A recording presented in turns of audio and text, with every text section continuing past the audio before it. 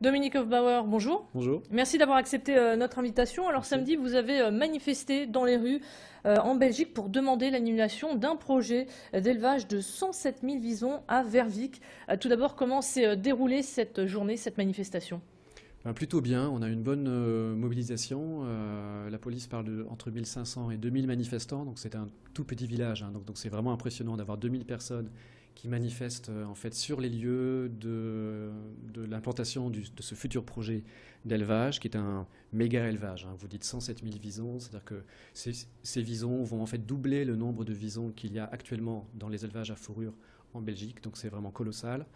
Et on avait vraiment, je pense, une bonne mobilisation à la fois des riverains, des gens de la commune, des associations de protection de l'environnement et nous, les associations de protection animale. Donc c'est plutôt un bon exemple de mobilisation collective et de solidarité devant ce projet. Alors cet élevage vient tout droit des Pays-Bas. Pourquoi cet élevage quitte les Pays-Bas pour venir s'implanter en Belgique? Oui, alors c'est important à comprendre. En fait, les Pays-Bas, l'année dernière, en décembre, en 2012, ont voté une interdiction de ce type d'élevage pour des questions de protection des animaux, hein, de bien-être animal, avec une période de transition de 10 ans. Donc ça sera vraiment effectif en 2024, ce qui laisse le temps aux éleveurs de se reconvertir avec des aides de l'État, hein, parce qu'eux, ils se sont installés à un moment où c'était légal, et donc ils ont des aides à la reconversion. Mais il y en a qui souhaitent continuer et qui donc cherchent à se délocaliser. Donc il y en a qui viennent chez nous en Belgique, d'autres qui vont en Pologne. Et donc celui-ci de Wervik, c'est un très très grand élevage, donc 107 000 visons. Est-ce que vous savez un C'est petit peu dans quelles conditions l'éleveur va maintenir ses visons? c'est un élevage à fourrure typique, hein. Ce sont des élevages qui sont très particuliers, hein, parce que à la différence des élevages plus traditionnels, les animaux ne sont pas des animaux domestiques, ce sont des animaux sauvages. Alors le vison, c'est un animal peut-être pas très connu, qui est un petit carnivore forestier, qui a un territoire de plusieurs kilomètres carrés, qui peut inclure jusqu'à 13 kilomètres de rivière, parce que c'est un animal qui est aquatique, en fait, hein, c'est un animal de la famille des loutres. Et dans ces élevages-là, en fait, il n'y a pas de réglementation, hein. Donc la seule règle qui prime, c'est comment entasser un maximum d'animaux dans un minimum de place, au moindre coût possible pour avoir un maximum de production. Donc les animaux vivent dans des cages qui font à peu près 80 cm sur 30. Ils y passent une grande partie de leur vie jusqu'à ce qu'ils atteignent en fait 8 mois, jusqu'à ce qu'ils fassent une première mue. Donc là, on a un pelage qui est tout neuf. Et là, ils sont éliminés. Donc en général, c'est par gazage au dioxyde de carbone, hein, dans des sortes de caissons à gaz. Et ce sont des conditions dans lesquelles les animaux développent des troubles du comportement, ce qu'on appelle des stéréotypies, qui se manifestent par des gestes répétitifs et désordonnés qu'on retrouve chez beaucoup d'animaux en captivité. Et chez le vison, c'est ce manque de stimulation et le manque d'occupation qui se reporte sur les seules choses qu'il a à sa disposition, c'est-à-dire les barreaux de la cage, donc il va mordiller sans cesse, et puis son propre corps qu'il va attraper, donc sa queue. Et donc il y a des phénomènes d'automutilation, etc. Donc ce sont des conditions qui sont très très dures pour ces animaux-là, hein. Est-ce que vous avez bon espoir que ce projet n'aille pas à terme? Est-ce que vous avez contacté les élus? Où en est-on?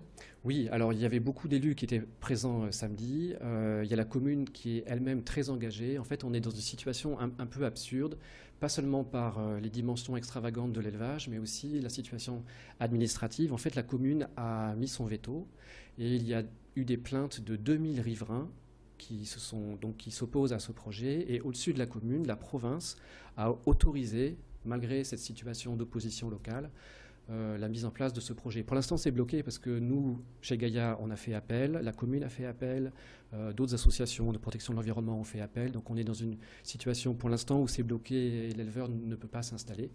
Mais on compte sur une forte opposition locale et surtout ce qu'on espère, et c'est pour ça qu'on a fait cette manifestation et que ce cas-là est un cas qui est très important pour nous, c'est que pas seulement si c'est le premier qui arrive, il va sans doute y en avoir beaucoup d'autres, éleveurs hollandais, mais aussi parce que nous avons en Belgique eu un projet d'interdiction de ce type d'élevage qui est actuellement depuis plusieurs mois en discussion au Parlement. Il y a des auditions déjà qui ont été tenues. Et donc notre espoir à nous, c'est de faire accélérer en fait cette législation pour interdire ce type d'élevage, comme les Pays-Bas l'ont interdit et comme beaucoup de pays l'ont interdit, comme le Royaume-Uni, l'Autriche, etc. Et pas la France? La France, non. Qu'en est-il justement en France? Y a-t-il des élevages de visons ou de fourrures? Alors oui, c'est où très peu sont-ils? connu. Est-ce qu'il y en a dans le Nord-Pas-de-Calais, par exemple? Alors dans le Nord-Pas-de-Calais, à ma connaissance, il n'y en a pas, mais je suis pas spécialiste pour cette région-ci. Je sais qu'il y a un grand élevage de visons dans le Doubs, près de Besançon. Il y a une vingtaine de sites en France où on élève à peu près 180 000 animaux par an. Des visons, mais aussi des chinchillas, des myocastors, qui sont une sorte de ragondins. Donc c'est une situation qui existe, c'est légal en France, c'est pas très connu, mais ça existe. Et il est très possible que des éleveurs hollandais viennent s'installer en France dans les 10 ans à venir. La seule barrière pour eux, c'est la barrière de la langue.